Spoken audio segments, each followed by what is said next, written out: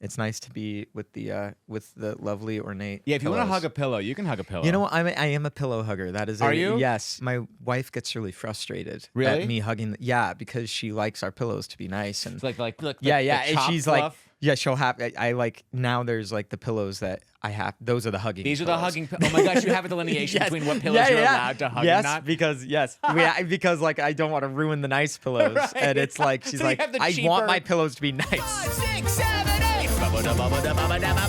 We got Big Theater Kid Energy.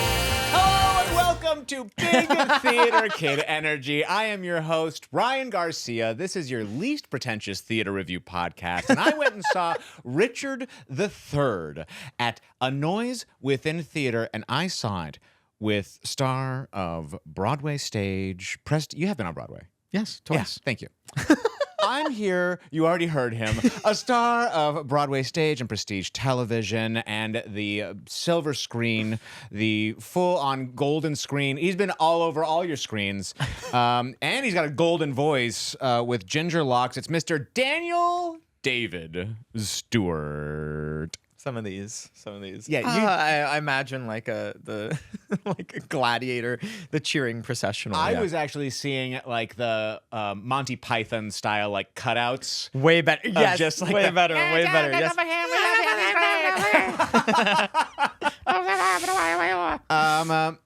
Daniel David Stewart. You've been celebrating me doing this since like I started, and it's just I been have, like yeah. it's made me feel so good. Yeah. because I respect you so much I respect you so much. as not only as like an actor and just a smart human and smart in like the choices that you make. I know like there's like so what choices we actually get I'm to like, make. no, But we were just choices I talking. can. We were just talking inside, and I was so like I was even like respectful like the way that you're making your decision of this show in New York. Yeah, I think, I have so much respect for the way that you live your life. yeah, I think that lately I've just tried to live in a way that is.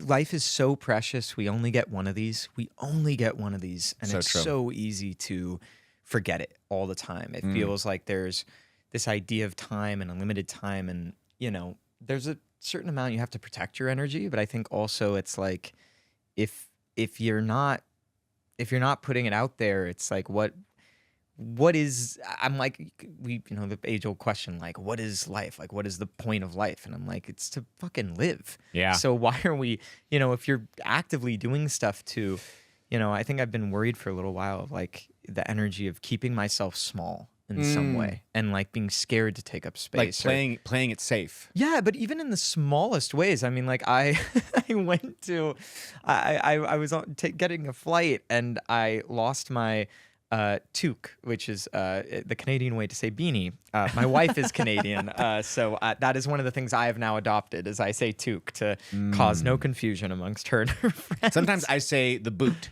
for my trunk Oh, because yeah, that's yeah. my wife's Australian. There you go. That And makes total so- sense. And I'm like, why? It's in me now. It's in me now. I Yeah. have no choice. But I was getting on this flight. I lost my toque/beanie in the lineup at JFK, and I was like, the TSA people were not being helpful at all. They were really being kind of bludgeoning, and I was like, okay. What do I do? And I know I could have. These people behind me were like, I think I saw it over there, and I could have. It wasn't that much to yell out to the people that were in line and go, "Hey, like, has anyone seen? Can we get my like a beanie?" conveyor belt system Yeah, where one yeah, person exactly. hands Can it to anyone the build next? it? And it's like, but there was this voice in my head of like, oh, don't do that. That's too Right. much. That's too much of a noise or too much of a thing to make. And in actuality, it probably would have been totally fine. Someone Yeah. would have been like, hey, I found it here, or like, no, we don't see it, and I would have been on my way. But I didn't even attempt it. Wow. And I got through security, and I was like, why did I do that? Yeah. Why did I do that? Why did I keep myself? Why did I just stop my voice from coming out of my body?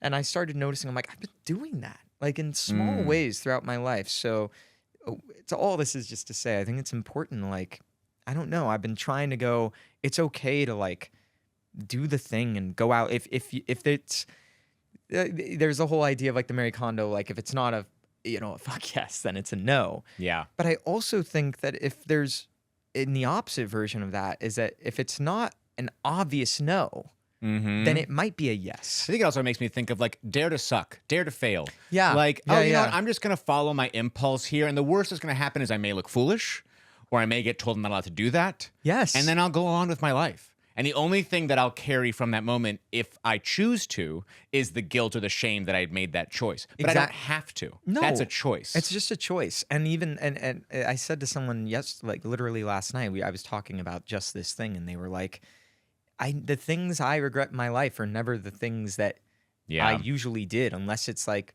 I actively hurt someone in that moment, you know. But you don't normally regret physical choices you make. You normally regret the things you don't do. Yeah. You know, and so I think that that's what I've been trying to do. I'm trying to live a life where you do things. And speaking of doing things, Richard III. We're not there yet. Don't you dare try to take the wheel and drive my friggin' podcast. How dare you? But hey, I appreciate you trying. Yeah. But I am gonna shame you for having done it. Shame me. Anybody who doesn't know Daniel David Stewart, like, I don't know how you've avoided him, but did you start on Broadway with the Broadway revival of Spring Awakening as the voice of Ernst, or were you on Broadway before that? No, that was my first Broadway thing. I was actually just talking about this, but basically I made a choice to stick with staying in LA instead of going to theater school because I saw a casting director roundtable when I was 17 that where Daniel Radcliffe had been cast in How to Succeed in Business without really trying on Broadway. And I was like, before a director was even attached to the show, and I was like, I think that's where this is headed. Like, I think TV and film stars are kind of run Broadway. And I had done an equity production of this beautiful show called Master Harold and the Boys. I love that the show. Rubicon. It's coming to the Geffen. Oh, yeah. I know. This season. Yeah. I did it at the Rubicon Theater in Ventura when I was 17. Wow. In my senior year of high school. Because you're from LA. Yeah. Where in LA are you from? Santa Clarita. Santa Clarita. You're my second Santa Clarita guest. Oh, wow. Aaron Cool. Chalakian. Yep. Aaron, of course. Yeah. I've known Aaron for years. She was the and other years. pillow hugger. Yeah. Of course. Of course Aaron is a pillow hugger. That's actually hilarious. No, I've been in many parties in Aaron Chalakian's house actually growing that's up. so funny. Yeah. It's small world. But So I did that show, and that got me we got a great write up in the LA Times back when they reviewed theater and more, and that got me a manager who came to the show to see it and was like, "Who's this kid?" And I got a manager and agent. I was like, "Do I stay out here? Do I go to theater school?" And then when I read that article, plus just not wanting my parents to go broke, I was like, why don't I just stay out here and my parents can help me with acting classes and dance or whatever I want to do out here instead, and that's going to be way less expensive than $45,000 to $50,000 a year for theater school. So I was like, and then seeing that casting director roundtable, that was kind of like the straw. I was like, I think I'm supposed to stay out here. And then as luck would have it, I ended up doing this production of Spring Awakening with Deaf West Theater Company.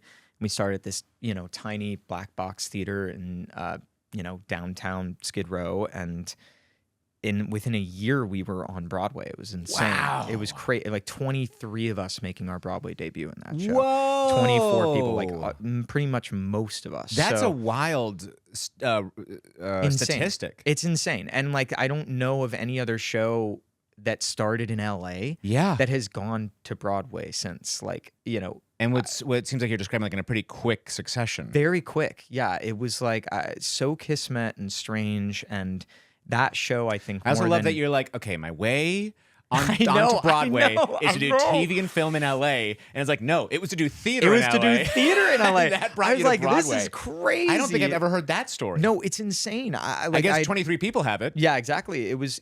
I'd never experienced anything like that, and I mean, obviously, and that show still to this day, I think, is the number one thing that when people find out I was a part of that production, they were like, "Oh my gosh, that show meant so much to me," and your production, and they all. What I love is, and someone just did this last night where they found out I was in that show, and all of them have a different thing that they say that they loved about it. I love that. Like a different moment that spoke to them, and I think that just speaks to Michael Arden being an amazing genius that he is, and now Broadway royalty, directing every single musical. Yeah. You know, so yeah, that happened, and then And I think the other incredible thing is like I think because of this theater background that you have, Yeah. like when I do see you in television or film projects, you bring so much to the character. Oh, like, thanks. Yeah, well, it's not just like mumblecore, like you being you, just kind of like making. You're like building these. Like I love you in Catch-22. Oh, thanks, man. And your character's name is also maybe one of the best character names it's one I've of the ever best heard. ever. What Milo Minderbinder? Milo Minderbinder, yeah. What is that name? It's so good. That's such a funny name. It's crazy, But your yeah. character in that is just like so electric. Thanks, man. But I think it really has to do with one. Obviously, you are just so talented, but also your love for theater and character development and all these things. And I don't think everyone's able to do this, but you translate to the screen so well, but also in a way where you make these three-dimensional characters that we believe. Yeah, I was really conscious at that time. I was so self-conscious that whole shoot. It was like such a big thing that came up, and also like a classic story of, something being a no in one part of your life becomes a major, beautiful blessing in another part of your life. Like I had done this awesome show called The Band's Visit off Broadway, and for whatever reason, they decided not to take me with the show to Broadway, and. See, that's the more regular story. Yeah, it's the more regular That's the story Yeah, I've heard. Not the 23 people just went to Broadway from an LA production crazy. on Skid Row. And so after I'd done that production at the Atlantic, I was literally at home working at my hometown mall, like selling portraits out of a kiosk from like a family friend guy who made charcoal portraits. And I was like having old high school people I knew come up to me and be like, be like, hey, I thought you were doing the Broadway. And I was like, no, I'm here selling you a $20 portrait of, of Prince. How humbling.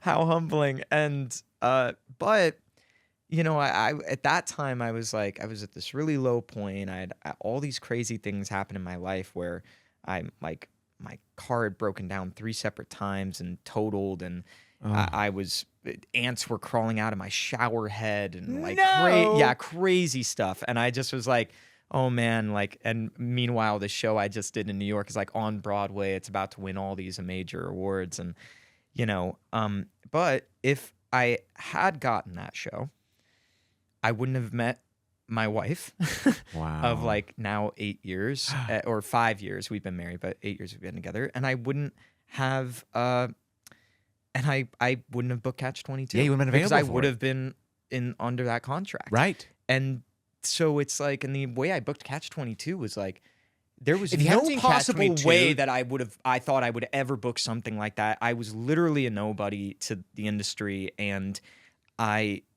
it's one of those things where if I'd sent that same tape in 2 months earlier, it would have been a no.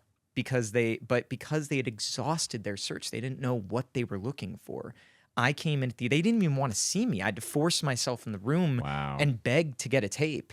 And I got a tape, and then even my manager at the time was like, I don't know about the costume. Don't wear the costume. I'm like, no, they can't see this. I'm going to show them exactly what this looks like. I love that, and I'm totally with that. Yeah, and so I did, and somehow because they had exhausted all these options, it landed on me, and so it was insane. And then all of a sudden, like, you're in Italy and monologuing at Hugh Laurie for 3 pages, walking If you have amongst not watched 300 Italian Catch-22, extras. this George Clooney project that was so freaking good and not enough people watched.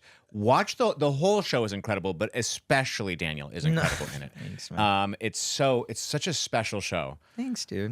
We don't even have time to get into For All Mankind, For Never Have I Ever, For Silk Road, and Reacher, blah, blah, blah, blah, blah. Yeah. You're such a working actor, and everyone's really impressed by you. And the fact that we were in a musical where you played Einstein. Super, super fun. There's no time for it because it's just, we've got things to talk about in here. Yeah. But before we do get to that, I just wanted to say nothing.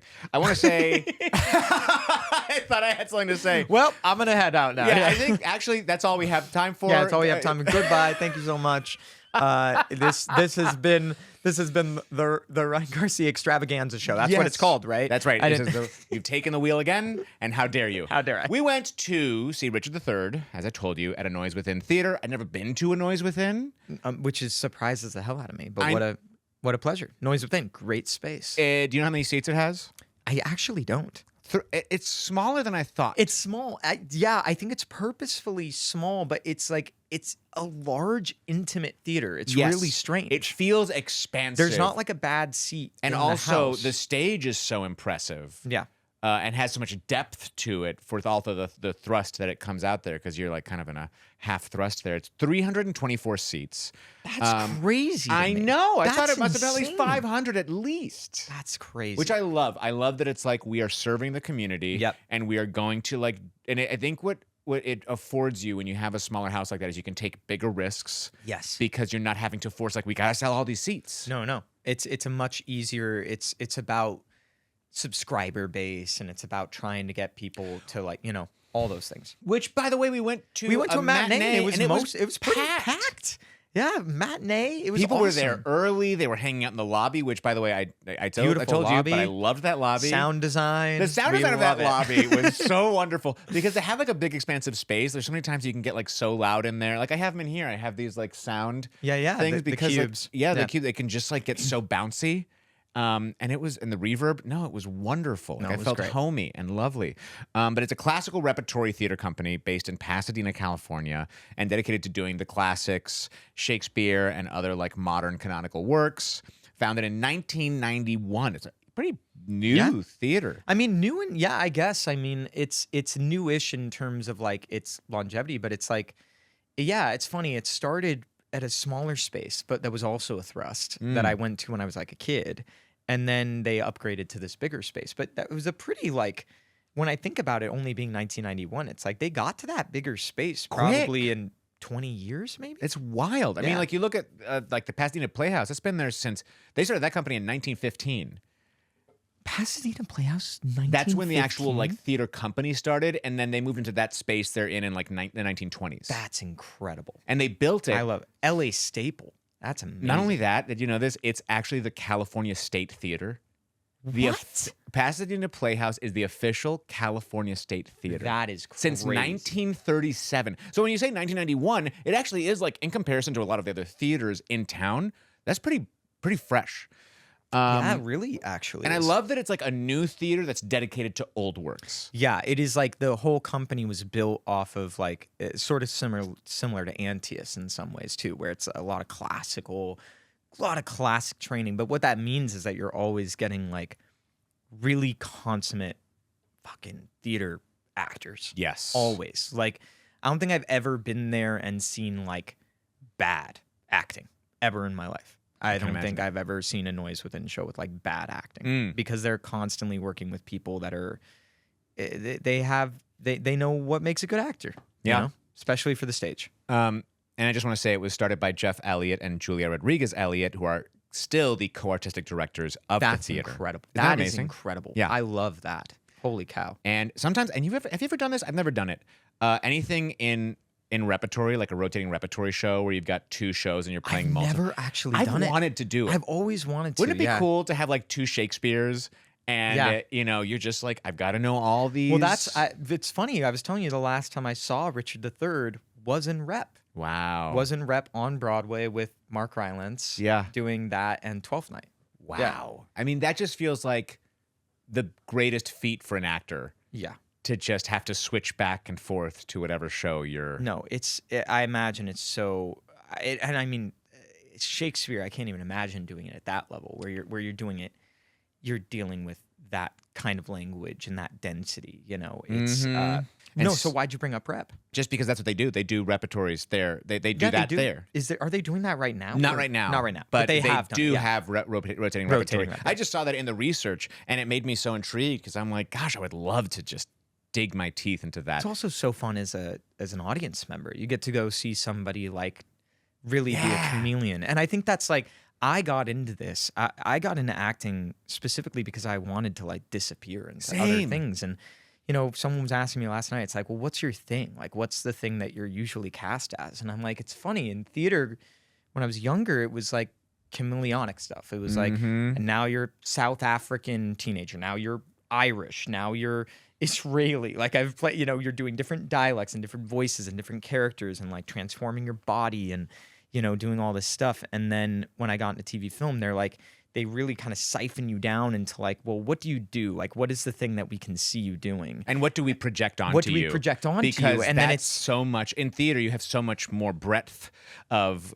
like creativity inside of that. Where on TV, it's like we're so close that half the story's being told by what you look like. And it's so funny when people say this thing of like character actor, like, oh, they're a character actor. I'm like, most, especially if you come from the theater, we're all fucking character actors. So like, what are you true. talking about? Like I guess, yeah, there's the more like atypical like leading man or whatever it is, but like very few people in the space of specifically like film and TV get to like really jump around and do anything outside of the perceived notion that's put on them. So I bring it up all the time, but like Ryan Reynolds has been Ryan Reynolds in every project that Ryan Reynolds has been in his entire life. yeah, but Ryan Reynolds is also like not on stage, not doing that thing. And by the so way, he is the best at it. he's incredible. No one else will out Ryan Reynolds. Right. He is like, no, man, that guy is like, he has cornered a market in such a specific way that is like, it's cool when you see that too, where it's like some people like find a niche that is so hyper specific that you're like the Michael Cera's of the world or whatever, where you're just like, how like you're just a oneer. You're just like a one of a kind person. But I saw the problem in people's projects. Yeah. They're like, how do we do this? I did actually just watch the Chevy Chase documentary. Oh, yeah. And Ryan Reynolds is in it. And because he talks about how like I basically was just doing a Chevy Chase impression for the beginning of my career. I never even thought And when he about said that, I was like, oh, that clicks so crazy. Isn't that wild? And it just reminds me Steal Like an Artist. yeah. You know what I mean? Because we never thought it. It just thought, No. I totally just like think that's just Ryan. No. But no, it's just going through his filter. Yeah, and but I think it is cool. I do like Stealing Like an Artist is something I do with like my music a lot, where actually a lot of my writing process for music, I do stuff where it's like I will literally, when I'm trying to like cultivate a new melody, I will like, okay, I'm gonna put on a song like that I love, that I just love the vibe of, and I'll literally cut it up so it's just the instrumental of it. And then I'll play it in the car over and over again, and I'll build an entire new melody around that vibe I like. And then when I get into actually producing it, and I've now built the melody and the lyrics and all that stuff, then I change the production entirely and the key and everything else to be a completely different song. But it's the jump start. It's like there's some tiny little soul fragment from this other artist that I love that ends up in a lot, not all of my songs, but a lot of them. Anyone that I write like that. And it's like I forget what I wrote them over sometimes, and I have to go back and I'm like, oh, I wrote this over the Japanese house song, or I wrote this over like a 1975 song, and I completely had forgotten because you wouldn't even be able to look at the two songs and see them as the same thing. They're kind so of different. like really focusing in the creative process in general, because everything that we do is inspired by all the things in our lives, and you're just taking that and focusing it in so like diligently to where it becomes subconscious. I think a lot of people they have this like very, I don't know, this anxious like, we have to make art and this it has to be original. It has to be like this, and that's what art is. And I'm like, okay, but like at the end of the day, it's like, is it good or is it not good? Or do you like it or do you not like it? Did it speak to someone? Did it speak to someone? It's like I feel like when I was younger, I was so like embattled of these ideas of like what was good or what was bad. And I feel like the older I get, I'm like, I'm just more of a fan of so many things. And you're too interesting because you keep taking sorry, the wheel. Sorry. I'm really sorry. You're too really you keep seducing me into these side convos that I'm want. Really sorry, no, Ron. I want them. I want to have these conversations, but also we have a job to do, and it's to talk about Richard III, a ruthless schemer who manipulates, weds, and murders his way to power, revealing how personal ambition and political violence mirror the dark undercurrents of today's power politics. That's exactly what it is. And like that's the show. Yeah. Right. And when you go and see this show at A Noise Within, or we went and saw it rather, you start with this very bare stage with just a bunch of chairs in the middle. Classic chair stack. Classic chair stack in the middle. You better believe. And so the ensemble is going to grab those chairs. We know it's coming. We know exactly what's coming. But what I didn't know was coming was like this, and I think to the credit of Guillermo Cienfuegos, the director of this production, he made it very cinematic. He did. It really starts cinematic, like Because it for was sure. so stripped away. There was also this superscript that would come up every time a new character was introduced. And I actually found that extremely helpful. so So needed helpful. it. Yeah, exactly. It really like keyed me into. I never felt outside the piece. I never felt like I didn't understand. Because sometimes Yeah. you're actually distracted trying to be like, now who is that? Who is that? And I would never. So it actually He's the kept Duke me, of what now? Yeah, right. It actually helped me focus in rather than be distracted by my Yeah. own questionings because I knew who exactly everyone was. But it started with what was a very cinematic montage of just like the exchange of power over time that led us to the beginning of this story. That was what Richard was going to dig his teeth into in order to take the power over England. Yeah, Anne Noble, man, Anne Noble, who played Richard III, awesome. She's the best. I love her. I love her so much, and what just like a writhing little snake of a performance. she was ferocious. She was so ferocious, but I had such a fun time. Yes. She was having so much fun with us and using us in a way that didn't feel cloying and didn't feel too winking at itself, but the No. exact right amount of winking at itself. It was so manipulative to get us on her side, and then Yeah. she would do such horrible things as Richard, and it made you feel like, oh, I was like rooting for you. Yeah, it's like Which is the point of the show, and I thought she's so successfully snuck us into that thought process. Yeah, I was gonna say the thing about this Richard is it plays with a pretty dubious thing.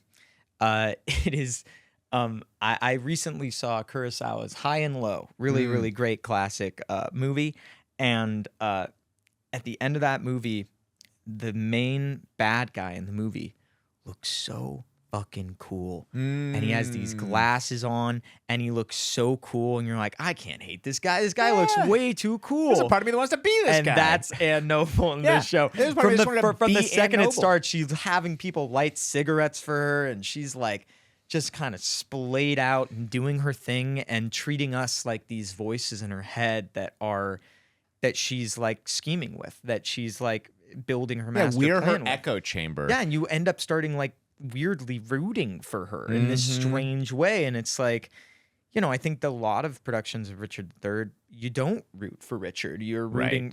I mean, you shouldn't be rooting for Richard. Well, I think I think at times Richard can become like so grotesque and so much the victim. I think what Anne did is like she never actually played the victimhood of Richard. She weaponized the victimhood. Exactly. She weaponized her victimhood of like, I look at this awful part of me. Yeah, seeing her battle those kind of like inner demons, especially at the end when all the kind of ghosts come and visit her at the end, and she has to confront her horror show of herself or themself or himself or whatever version of Richard this is. And I think that like what's so cool about, I think, also just Anne and how they played it is like it felt like truly like Richard was a thing, like an entity. Yeah.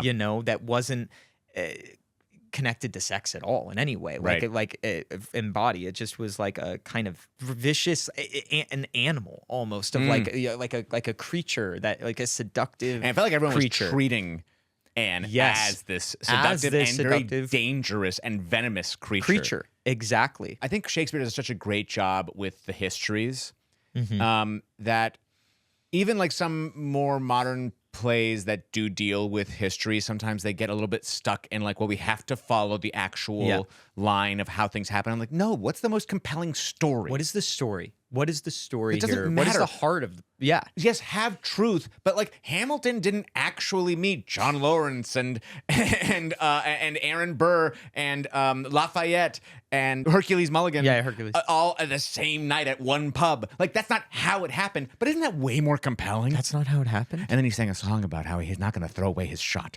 But like, we want to have something to connect to within the story. And I think this, like, Shakespeare did it so beautifully. They also translated it so beautifully to this production of it. Because like when you look at Richard III, did you know he was only 30 years old when he took over as king? So he was doing all this plotting as a mid-20s, which also like totally checks out. Totally checks out. Like, just ruthlessly ambitious, like horned up freak. No time to have built any kind of wisdom. Just a little, just pure aggressive grab. Kill this person. Kill this thing. Kill that person. Kill my entire family. After I killed them, go for the widow of the person I just killed, played by, in this, Lady Anne, played by Erica Soto, who I was in a show with. Oh, very lead. I was in a show with Anne Noble. Incredible actor. When I was playing that Irish teenager. Oh, wow. Yeah. She's amazing. Yeah, I got to see her. Leslie Fair was also great in this. I've worked with her a couple times. She's awesome as well. Queen Elizabeth. Yeah. Yes. And I got to see Anne Noble in a couple of shows. I got to see her in Night of the Iguana, where she really stole a show every time she was on stage. And then also saw her do her own one-person show where she was a full-on clown. And I think that, like, it's clear how that clowning was so helpful to the way that she interacted with the audience. Yeah. That's how she got all those great little quick, very like physical, subtle turns. So subtle, but so timing based. Yes. And what I love is when I see an actor who's able to match freedom with technicality. I think that's like, those two things are what make, to me, the best actors. It's I think that's why Mark Rylance is one of the best actors on the planet, and it's because he never does it necessarily the same way twice. Yeah. But he's always somehow finding it anew. But the technicality of how these moments need to land for them to work for the piece and for it to work for getting a reaction from the audience, that has to be so timed and so specific. Totally. And if you don't have that diligence, and she did such a good job on some of these reads in the transitions in and out of scenes where she turned to us and gave us this like morsel of humor of, the performance she's putting on for everyone to get to Powers. And can we just talk about also really quick how her voice was like very strained, thrashed. She had been through it, and she's also still even so smoking these fake cigarettes on stage. And I'm like, can we cut the cigarettes for this poor voice? Like, just maybe this one show. We replace them with a little shot of water each time. Or what's that? Yeah, she needs one of those. Pape Koa. You ever had the Pape Koa? That's the stuff that like voiceover artists will use to really like coat the throat. Yeah. She's like. And once more, thank you. A little throat coat to you. Yeah, that's right. Throw a little cough drop in there. I was just listening to Jonathan Groff talk about how he has a cough drop in his mouth for every performance. Crazy. He was telling Amy Poehler that. I love that. For the first time, like 2 weeks prior, it finally came out of his mouth and just went ding, ding, ding, ding, ding, ding, ding, ding into the audience. I can't mess around with the cough drops or the things in my mouth because I had to eat for a whole production of a show once, like constantly on set. And I, in Master Hero of the Boys, and I would have these mints I was eating, and I was eating this mint, and I went, the Jubilee boarding house, 16 rooms with board and lodging, rent in advance and 1 week's notice. I haven't thought about it in donkey's years. And I went to take a breath, and all of the mint, like the powder mint, went into my throat. And I just literally could not breathe. And I started choking live on set, on stage. And the actor playing Sam was like, Willie, to the character's name, Willie, go get Tally some water, like, and throws him off stage. And so he comes back. I'm like choking down water. They were like 2 seconds from stopping the show because I literally went like green, like pale, like I looked like I was about to pass out. And we got through it. But I was like, oh no, like.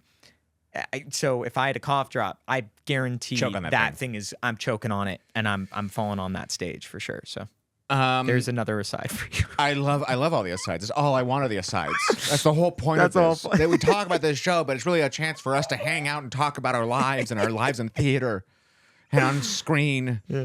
I thought especially in Act 2 when like that opening piece and then as we're plodding through the first act and there's like really just shocking moments when that like the head gets brought to Richard and the that was hand great. Comes out. You had a great blood. reaction to that. I was sitting next to you and you were like, you went because it was like thick blood, like whatever they put it. It's like it wasn't like it was this. It was so syrupy. It was so syrupy and it was so like it's almost like she just dunked her hand in a vat. I couldn't believe how much she and got it just on her hand. so much. It was like just covered in blood, and just using that hand the whole time. Sorry, this hand, because the other hand Get it did not right. work. But it's like there's so much scheming happening in that first act, and also some incredible actors. I think we really both loved. Well, we Yeah. both loved our friends Erica Soto, Yeah. Leslie Farah, but also like Samuel Garnett, who played He was Lord great. Hastings. Lord Hastings, man. Samuel Garnett was truly like a presence about Yes. him that was so like, oh, this guy's going places. Like, Yes. for sure. He was so had a like commanding presence, but an ease. Yes. There's so much That's it. ease of his presence too. Mhm. And you just I immediately liked him in terms of just like his energy of what he brought to the space, the physical space, which is a unique thing that I think some actors have, where it's like they come on stage and you just go, there's a immediate trust Yeah. that you have with them as a performer, where every time they're gone, you're like, I want them back. I want He's them the kind of back. performer too that you can't put into an ensemble because my yeah. eyes are going to go to him Yeah. because he's too interesting. He's a really, really good listener. Yeah. He's a really good listener. Yeah. Our murderers too, Alex Neher and Wes Guimares. Yeah. What a They blast. had like that whole That little scene was Keystone Cop funny. situation where they were coming after the Duke of Clarence, I believe it was. Yeah, and I was trying to remember the last time I saw Richard III. I'm like, I don't know if I laughed this much. No. The last time I saw Richard III. I minded for laughed a all the lot. jokes. Yeah, they really found all of the humor in Richard III. And I think for such a dark, kind of upsetting at times piece, that's why we love Shakespeare, is that it's like, it's everything. It can be humorous, and, you know, if you're not doing Hamlet and finding the humor in it, you're fucking you're it. missing it. You're missing it. You're missing it, because it's like he really did a job of just encapsulating all of the feelings you could feel in a piece. All of Yeah. humanity. All of humanity. Where it's like Yeah. when we are at the most sorrowful, we also live in gallows humor. We Yeah. also find a joke that Yeah, breaks the here's tension. these two guys coming to kill this guy in his jail cell, and it's like, it's a funny. It's almost a funny. farce. It's almost a farce. It becomes. Yeah. You know, and I'm like, you could all play that scene completely straight and have it be emotionally effective in a different way. But I really enjoyed, especially in that moment of the show, it felt like very purposeful to like, we're gonna take this to the funny place it can go. Yes. Even just with how they're messing with the type of dialects they're doing, what they're doing. It really, like, I think was one of the moments of the show where we kind of all lean in a bit. Yeah, Totally. It was really so great. effective. And then when we get into Act 2, things just go so like high velocity. High velocity, yeah, like a freight train. And like there's no chance to blink. Like now we're in the war. Now we're moving. Now we're in the war, Richard's now- king, and now Richard has the power. And also there's moments that are just like so perfectly mirrored, like when Richard has the two clergymen on either side of Yeah, him yeah. and is out in front of the people being like, no, I couldn't lead. No, I Yeah, could that never, I was couldn't really- lead." that's It was really just great. like so Trump out there So with his Trump-ish, upside yeah. down Bible being like, Upside down, like, yes, look at my Bible. Look at, I'm so amazing. yeah, but using it just as an excuse to actually take power. Yeah, no morals, doesn't believe in literally anything except power, No. and it's so, that's the thing. I think it's also the trust that you don't have to put too fine a point on this. It's still so relevant, the lessons that you're learning in Totally. this show today, that it's like, I'm so happy they didn't go like, well, let's put him in a Trump suit, or like, Yes. let's do, it's like, yep. No, the images apply. Yeah, it all is there. Like, you don't just trust that it's like, it's going to be, we're talking about it right now. It's so easy for us to talk about why Richard III is still a relevant story right now. Totally. Just because it And why exists. it's a warning. Yeah. That like don't get sucked in by cult of personality. Yeah. You know? Exactly. I also really loved, and I thought it was actually, this was showcased by the storyline of Buckingham, Yes. played by Lynn Robert Bird. Also great. Yeah. Great voice. So great. Great voice. Yeah. By the way, great voice. I also want to say Leslie Farah's voice was, like, came from her toes, it Yeah. felt like. I'm so used to doing like readings with her. So getting to see her like fill a space, like, I'm like, oh, Yeah. hell yeah. No, she was amazing. But Lynn Robert Bird came out, and just to see him go from, all right, I'm going to lift you up, and I'm doing it even though I know it's wrong, Yep. because I'm going to get something out of it. Yep. And then guess what? That only lasts however long they want it to. Yeah. Not however long you want it to, however long they want it to. And I think that we're seeing that constantly, especially in our own political climate right now. Marjorie It's Taylor like, Greene. yeah, like, but exactly, like Yeah. nothing is. That's what's so just genuinely sad is like watching this and going, oh, this still is like so relevant across the board for so many reasons, and having to like sit there and go, oh, there's not a lot of difference between the American Between what was happening in democracy 1483 and 1483 England royal. You know what I mean? There's not a difference. There's literally not a difference. No. It's the same. We're all fucking falling thing. for the same traps. Yep. We're falling into the same people that want power and going to go after it and are narcissistic in their like. Will do anything to reach doggedness. it. Yeah, and are doing it because of their own weird internalized damage or. And the same as Richard to Yeah. say, well, I was maligned by society, and so I deserve to have this power, and I deserve to do these things, and they deserve to have me send the federal people against them. Like it's all parallels. It's all parallels, yeah. And at least Richard was maligned by society. Like at least you could go, oh, at least there's some level of malignment here. But like in our world, it's like, no, people just born with silver spoons in their mouth that are like, no, well, I'm just better than these people. And I Totally. deserve this more than these people. And it's like, okay, well, great. Awesome. I also want to talk about how incredible Erica Soto was, like her emotional drive underneath that character of Lady Anne was just so impressive. And then she was Lady Tyrell later, who was sent off to kill the two young boys. Yeah. No, she did she So versatile. created such a lasting impression in that first scene when she doesn't come back till the very end of the first act. And then it's like, and then she, spoiler alert, dies pretty soon after that in the second act. And it's like, oh man, it's like she had such a presence that you're almost surprised at like how actually like little the character is in the show at large, because whenever she's on stage, you're like, oh yeah, like I'm expecting her to be like one of the main players here. Right. Can I say one thing that was confusing for me? Always. Yes, please. So Richard III had two henchmen. One was fucking incredible, like actually kind of a little bit scary, the bald man who looked a little bit like Bane, like he was really just gonna put his hand on your shoulder and command respect. And then there was a guy The glasses guy? who's kind of felt like he was in a different show. They also like milked some comedy, but it felt like kind of different type of comedy where he was using the bullhorn. The bullhorn horn. as a way of getting little like jokes. But also he's like, it felt like he was in a different show. It felt little like, bit, or am I it felt crazy? like it was nodding to. It felt like that was the closest we were getting to nodding towards like our current like kind of time. But yeah, I get what you're saying, that it almost felt like he was. It was almost this like a kind of disaffected, almost like pimpish energy about him that was interesting, Like a small time. and he kind of gangster. comes out of the. I mean, it's also just in the play. He kind of comes out of the blue, and you're like, in terms of the setup of like, who is this guy? Who is he aligned with? How does he align here? So I think it's like, from the outset, you're like, where does he fit in? What is his whole what is his want? And He's then, like full on bodyguard. He was just felt like so out of left field. It felt like there was everything really congealed so well in this show, and that one felt like, oh, a choice. yeah. We made a choice there was here. I think there was a few moments in the show that felt like where it was like, oh, this is a choice, but I don't know.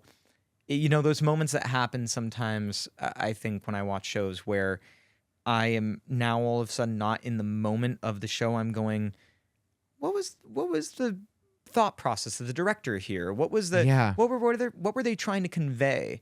And sometimes I go, when that happens, I'm like, oh, that's a disservice. I want everything in the show to feel like it's bringing me further into Let's it. serve the story, and I felt like that one was serving the character in some way that was actually distracting from the story. I don't know. It didn't work for me. It was kind of odd. I'm sure he was having a great time. He looked like he was having a He great was time. having a really fun time. I was just like, I need a little direction of like nudging him back into the world.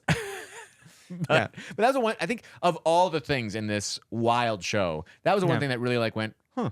Yeah, there's a couple moments. I think the big battle sequence at the end, like there's a moment with some paper throwing. Going going very on. like Newsies moment. Very Newsies moment, and there's it kind of brings up some like papers at the very beginning of the show, and The then War that- of Roses. Yeah, for the War of Roses, and I think that, I think that was the thing, is like the white versus red. And so it's like the idea is like this is the War of Roses happening, and it's all these things. And now, no, it's funny, like now that I'm actually talking about it, I'm like, oh, now it's kind of locking in of like, I understand what the intention was here. But it felt like what even era would you say this show is kind of set thinking, like, in? is it It's in kinda, the 40s, 50s? Yeah, it's like like 19... Yeah, it's, like it's early somewhere in the 1900s. mid-1900s, Yeah, right? it felt like that kind of vibe. And then there would be these moments with like punk rock kind of music that felt like that would kind of come in and to emphasize certain moments. And I think in some moments it's supposed to feel like really galvanizing and cool, and that didn't necessarily feel fully cool in the moment. And so that final moment of the show where the punk rock music comes in, and it's supposed to, I think, feel like, oh, we're doing like a mosh pit now, kind of, while all these papers are going.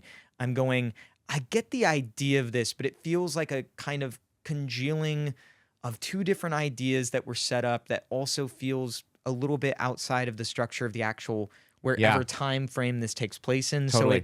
So it felt like a little bit gangly for like there's a few moments in the show that I would describe as like gangly, where it's kind of like a bit floppy as it's happening, and then it settles back into itself and you're having a good time. When it's like focused on the performers and the performances, it felt like really keyed in.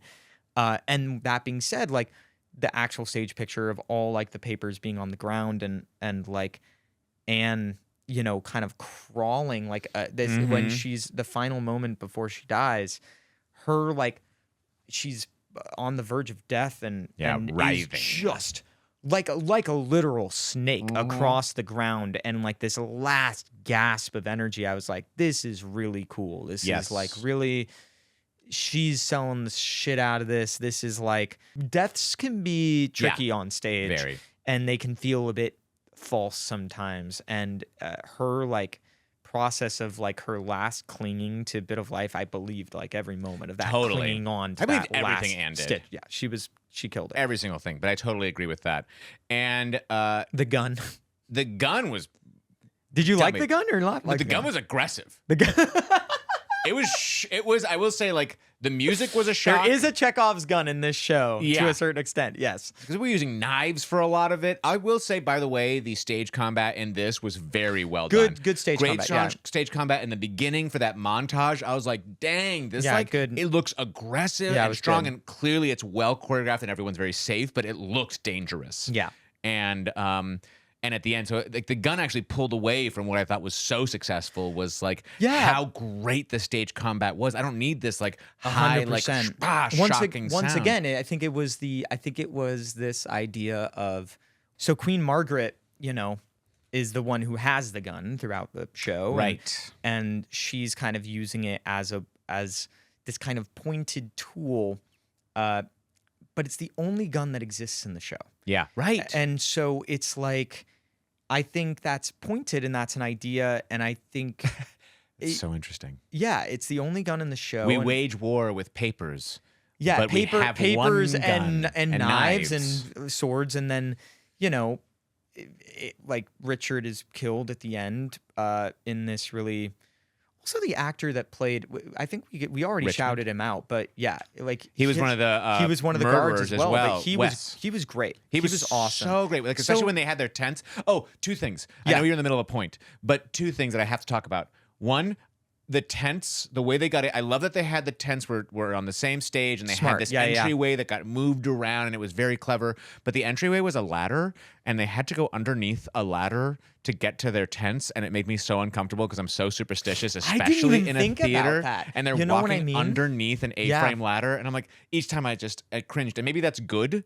Maybe that's so funny. I never actually fully took that in. That it was like, oh, they're playing with. But I guess it's also because it's so stripped away, and everything that they're using is very like what they've cobbled together to create these pieces. Yeah. But the other thing is, whoever was throwing the pages from the catwalk, was not wearing all blacks. No, they weren't. There was a full white shirt. Yep, up there, I saw them up there, and that was distracting. I'm like, if you are gonna, I was like, oh. Something's gonna happen up there. Yep, that's exactly what happened. They walked by, and I'm like, we're getting something from the rafters, kids. What's it gonna be? Here comes the white papers. I'm like, are we about to get a rain moment? Are we about to get the pouring rain? I thought a body, just like boom. Honestly, like, that would be sick. Richard like climbing. Yeah. Yeah. But no, it was going. I'm like, if you're gonna be doing a little sneaky theater magic, wear all blacks, be sneaky, or be there the whole time. I don't know, but Yeah. just don't walk there in a white shirt. Back to the gun of it all. Yes. It felt like there were a few moments that were like, this is an idea I have for like Yes. this metaphor to land in a specific way. And I think a lot of the times that it tried to land the metaphor through something physical, whether that be music or whether that be Queen Margaret giving the gun to him at the end to kill By the way, Richard. Queen Margaret, played by Trisha Miller, beautifully. Also great. So All the actors were great. All the actors Every did a great actor. job. Every Every actor. And so it's like, but it was just those few moments that I'm like, oh man, like here Richard is writhing across the ground like an animal. And then it's like, oh, and the gun is handed. And it's like, there's this part of my brain going, I see what you're trying to say metaphorically to me. It's like, she's giving him the power. Queen Margaret has passed along the power, but it's like, I'm like, would that have been, I was thinking, I literally was taken out in the moment going like, would that have been better with a knife? Would that have been better with a sword? Would that have been better with a, Just, you know, or even just like putting into a headlock and choking, like or with the even full with like, hands? or even if it's like, it was a sound effect that was Yeah. representative instead of the gun in the actual space, which I know adds its own, trust me, like at the beginning of the show when Queen Margaret comes in with this gun and is pointing it at everybody, we're essentially in the round here, so all of us are getting guns pointed at us the whole time. Yeah. So you are put on edge for the whole thing Totally. because you're like, I know this is a fake gun, but Makes me think very Maria, like, how many bullets are after the gun, Chino? Yeah. Enough for chew. And for chew. enough for the chew and chew. Yeah, no, totally. There were There is enough for chme, actually, for chme. For chew and for chme. For chew and for chme. Altogether, like you said before, no performance was every performance was top notch. I really, really enjoyed every single actor up there. I never felt like there was an actor that felt like they weren't doing something and like making and having a good time and like, Understanding their function within the story and pushing the story along. pushing it. Yeah, it was really cool to see. And the story that. just kept like driving. I thought it was so well done in that way. I do think like when you have the capability because of a smaller house to like take risks, they take full advantage of that. So they're doing the stripped down version, this big plastic sheet that they all come out from and like all these metaphors of white and red papers that maybe we don't fully understand. And it's like some of the metaphors land and some of them don't. Or some of them I love the risk some of them is are really taken. clear, but yeah, I It's always the theme of this conversation, Daniel. always no, it's exactly that. And I always say this about everything. I'd much rather see something swing for the fences and miss than hit a nice single. I agree. I'm gonna have a much better time at the theater seeing the version where with the metaphorical gun than the version that is just like, and I guess he kills her. Right. You if know we what just I mean? do like Richard III as written, like without having a take and without taking a risk. No, I think that to me is like always try for the big thing. And even Spring Awakening, like I had a vocal hemorrhage during previews on Broadway, and I missed my opening night. I didn't speak for 3.5 weeks. I was on vocal rest. And it was my first time being an audience member and watching the show that I've been doing for almost a year at this point, which is so interesting because I'm seeing all the conglomeration of all these things that we've built. And it's like, I think there were some things that really, really worked for me and a few that didn't work as well for me. But it's like the whole thing as a whole, I was like, oh my gosh, like it felt like a piece of art where, it felt like a Pollock painting, right? Where it's like everything that could be thrown at it is thrown at it. Yeah. We've maximized what this can be. And I think like I'd always much rather that than something that feels like, I think that's why people get excited by like Ivo Van Hove or these directors that come in and do these like outlandish things because they're going, hey, yeah, we've seen a bajillion fucking performances of Death of a Salesman or whatever. Yeah. Let's do something different. What are we doing? Let's try to find a new way into this piece that feels like it brings something new for us to glean from it. The biggest thing I've taken away from this is I can't believe I haven't been to a Noise Within theater. Yeah. I have to go back. It's great. They're great. I want to be on that stage. I want to do we've never done a full Shakespeare. No, I've never done a full Shakespeare. I've done crazy. Moliere, but we need to go on that stage and do a Shakespeare together. I've done Shakespeare in like readings and Of course. and I've done And scene work. I've played like I technically was an Othello, but I was a kid and I played like the page. You know what I mean? So I've not really done like real like. But it made me want to. Like watching this was like, I want to do that. Yeah. I love heightened text and I love heightened language, and I think like bravo to A Noise Within for sticking to like this is what we do, this is what we put out there, and we put out great product. And we support great actors. Yeah. And we like buoy them and give them, I think it seems like a decent amount of freedom to explore. Totally. And to like especially if you build. don't let a guy be in there with a tracksuit and sunglasses. Hell and yeah, baby. And a bullhorn. Like, Hell yeah. You go out there and you do that crazy thing. You do it. We love you. What we're learning is always wear the tracksuit and Always wear the sunglasses tracksuit. and slick that hair back, baby. Be cool. Be cool. Daniel, do you have anything currently to promote? Your music? I didn't even know that we should be knowing. I haven't listened to your music, and I feel one thing I'm horrific going to about it. promote on the Richard III front is we didn't. I don't feel like we overstated enough. Anne looks so cool in this Anne show. Noble. These suits, these outfits, even when they're at war at the end, I'm like, give me every stitch of clothing on this person. Yeah, you would look what good the in her hell? whole wardrobe. Yeah, she was cool as hell. Anyway, I just wanted 100%. I just wanted to state the cool factor No, of that. you're right. Yeah, go to Noise Within Theater if you feel like you want to get into smoking. That's all I'll say. Yeah. No, I'm kidding. Yeah, Don't smoke. You'll Don't see smoke, You'll kids. see what it does to your voice. Don't smoke. It's Crazy. portrayed by Anne Noble. And also all the props to Anne Noble for fighting through what was clearly Insane. like Yeah, a voice and, that like- was just like. And I didn't miss one word Nope. the entire time. Nope. She was a warrior fighting through. It made me even And more impressed by that. It made me more impressed, performance. and it still worked. And I'm thinking about it, I'm like, I don't feel like I missed a No, smidge it was of the maybe more performance. Richard than ever. Yeah, exactly. It was great. No, in terms of stuff to promote, I mean, I'm on a show called Memory of a Killer on Fox right now. You can find it on Fox on Mondays and Hulu on Tuesdays. I have a short film that's going to be making the round soon. That's proof of concept for feature. I have music under the artist name People Pleaser out on whatever platform you want to listen to it. And I'm about to do a little play called Fantasy in G in New York, end of March, early April, which will be a fun little time. And Wow. So Lot of- busy. yeah, I'm trying to stay busy. Busy Trying and to- creative and just like taking the big risks. That's all we can do is take big risks. And at least when you come out the other side, you go, man, I didn't keep myself small. Yeah. Yeah. Wow. This has honestly been an amazing conversation. And there's been so many tangents that I wanted to keep going down. I'm just I like I'm it. the tangent king. I like it. And I'm trying to be better about not cutting people off. Please and always allowing cut me things- off. I need that. I won't do it. If my wife was here, if Michelle was here, Cut in, him off. In any of those moments, she would do this. She would go like under the table would be like a Yeah. just a slight. I'm having the conversation, slight knee touch, and Yeah. I go. So what's going on with you? You know what I mean? Change tack. Change. Yep.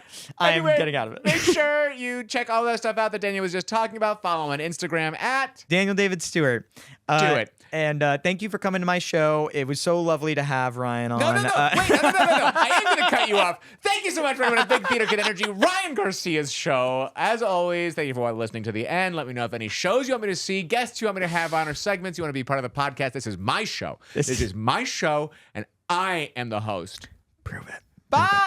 Bye. We got Big Theater Kid energy. Look out, we project, we sing out, Louise. Never market, always go full out. Pukaka-pukaka. John Patrick Shanley never had a doubt. Our voices are warm, fan kicks are high. We've got perfect form. We say thank you, five.